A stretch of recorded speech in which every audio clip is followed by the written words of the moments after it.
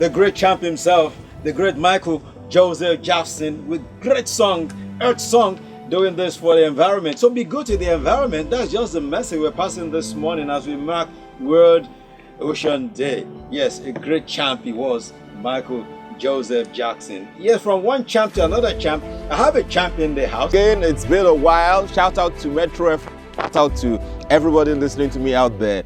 Shout out to the management of Metro FM. And I remember so many years ago, my very first radio show was on Metro FM. So it's good to be back home. So it's great to be here.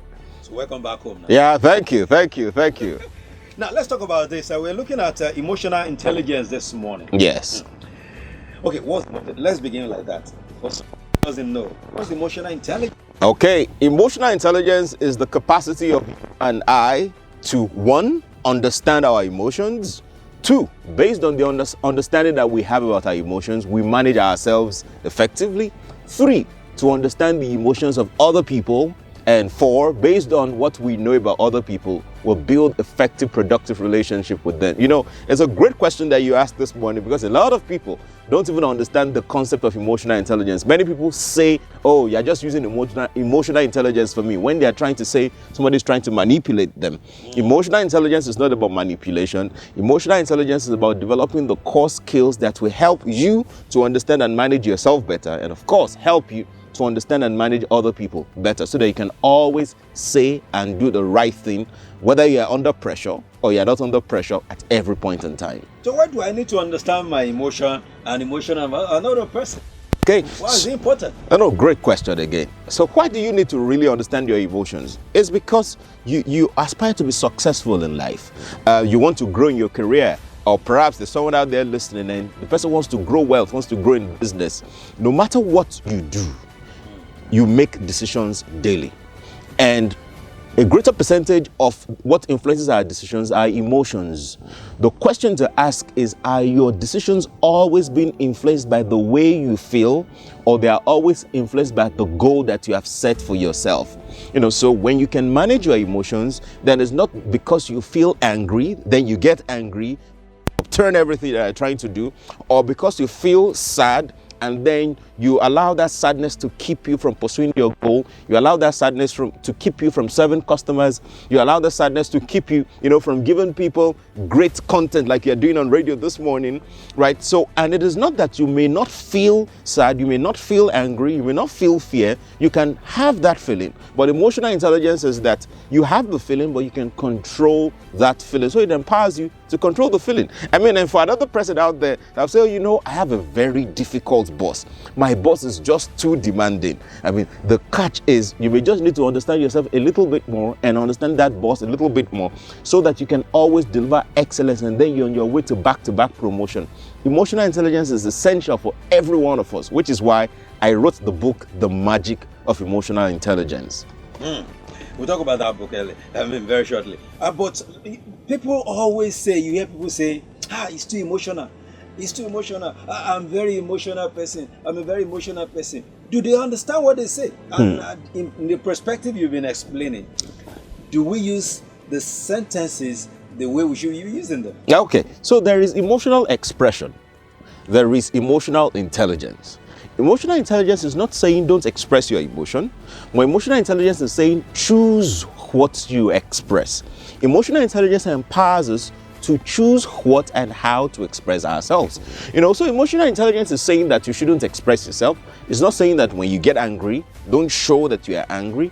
But emotional intelligence is saying that you can communicate this anger in the most effective way, where you're not just making noise, where you're not just destroying things around you, where you're not just causing conflict and rancor in your team, where yes, you can be angry, but you can effectively communicate this anger such that you still build synergy and you can still achieve the goal of your team. You can still achieve peace and harmony in your family, between you and your spouse, and you can still make the world go on. So let's link it to what is happening in Nigeria now, because you said something very germane now. So all those people who go about saying they are angry with the way things are, they're angry with government, and they scatter things, they destroy things, is it that they do not understand their own emotions? Okay, so many times when to a carpenter, every problem requires hammer and nail. To a carpenter, when you bring any problem, when you present any problem to a carpenter, the most likely thing is that the carpenter will always suggest hammer and nail, because that is all that the carpenter knows. That's the only solution the carpenter has for any problem you bring. That's all he understands. Now, for people who are agitating, who are showing, who have been violent and saying that they are angry with the situation, it is about what should be done to them.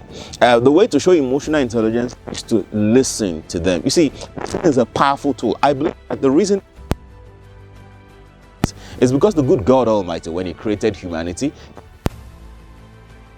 and the first thing to do is to really listen to them. That is, if we want to truly solve the problem.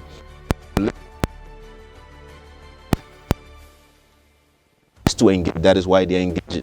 Are we saying that that is the right thing to do? No, that's not the right thing to do. For the agitators as well, it's good to seek ways, to have dialogue. And this dialogue cannot be one-sided. It is monologue if I'm the only one speaking. It is dialogue if two of us agree to a meeting, which is to listen, and know what exactly are the grievances of those agitating and know how to meet them. You see, they may not have unreasonable grievances. Their grievances may be founded on something, but it's important to seek to understand and to pay attention to. See, even look at you as a child. When you don't get the attention of your parents, asking your parents and you don't get the attention of your parents, you may resort to doing different kinds. Depending on your age, that's why you may resort to crying. That's why you may just have arrant stubbornness. The reason you are stubborn is not because you are really unruly, it's because you think you're not getting attention and you need the attention. So emotional intelligence empowers to be sensitive to other people. And empathy is a big thing, which says seek first to understand before you are understood. When agitators understand those they are protesting against, and those who are being protested against understand the demands of the agitators, and then people can have a common ground and build a peaceful, loving, fruitful relationship. But let's quickly talk about this now. Why did you write the book? So I wrote the book based on the need for every one of us to achieve peak performance and advancement in life. How we can apply emotional intelligence to achieve this. How people who are listening right now can build effective relationship with themselves first, which is the place of self-awareness. How people listening to this can build effective relationships also with their peers, with their colleagues, and with their bosses, and even with other people that they relate with effectively. Because emotions are powerful. 90% of our decisions are triggered by emotions. When you listen to an advert, for example, you realize that back in the day, when telecommunication firms came into the country, you realize that people had 3 phone lines, 4 phone lines. Even till today, some people do as well. And the reason a lot of people made those decisions is not necessarily because of poor network. It's because some adverts were, going on air that influence the decisions of people. I believe that none of us is smart. We're all as smart as the influences we subject ourselves to. And for us to really be smarter in making decisions, in emotionally intelligent, in expressing our emotions, in putting our best foot forward, it is important to have the magic of emotional intelligence. What a magic. Now, I understand the foreword of this book is written by a Harvard professor, which speaks volume about the authenticity of this book. Yes. But why do you have to go on that to that extent? Okay. When we created this tool, it is not just a book. It's not just like any other book you've seen out there. It's a transformational resource material. And if it is a transformational resource material, there's certain things that it should have. It means, 1, it should be authentic. It means 2, it should be it should have proven ideas in it. It means 3, it should be evidence-based. It means 4 as well, that it should have global relevance, right?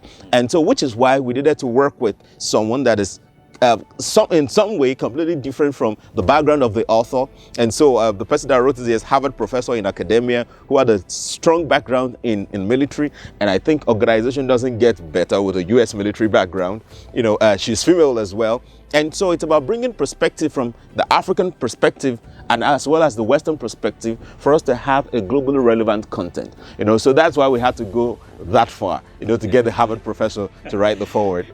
Quickly, because we need to go now. Time is not really a friend anymore. But let's wrap things up by asking, small and medium enterprises, what do you think this book, how do you think this book will add value to them? Great. One of the things SMEs are always seeking is funding. And to seek funding, you have to talk to those who have the funds. And even for you to talk to those who have the funds, you need to seek to understand them. You need to seek to develop the right skills so that you can be able to present your ideas to them. The magic of emotional intelligence gives you the courage for you to stand and present this idea. The magic of emotional intelligence gives you tips on how to empathize, how to seek first to understand the funders before you are understood. Now, that funding is one thing. Another thing is getting customers to even buy your products and your services. The magic of emotional intelligence empowers SMEs to know how to sell, to know what to sell and how to sell to their prospects and their customers, and of course, for them to continue to create wealth. On a last note, how do I get it? Okay, so it is everywhere. www.abiolachamp.com, and for every other social media handle, it is at abiolachamp, which is ABIOLACHAMP.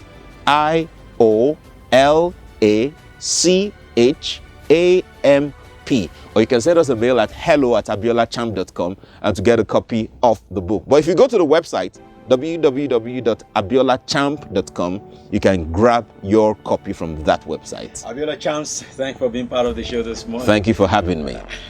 So he's been talking about emotional intelligence, the beauty of it, and how you need to get this magic of emotional intelligence. Big ups to him, and of course, big ups to you for listening. Go get it. He's told you how to get it right here. Metro 97.7. The show continues. AM Lagos Live. Thanks for coming once again. Thank you for having me. That's the way it is. And talking about emotional, here is something from Carl Thomas and Faith Evans. They call this one emotional right here this morning.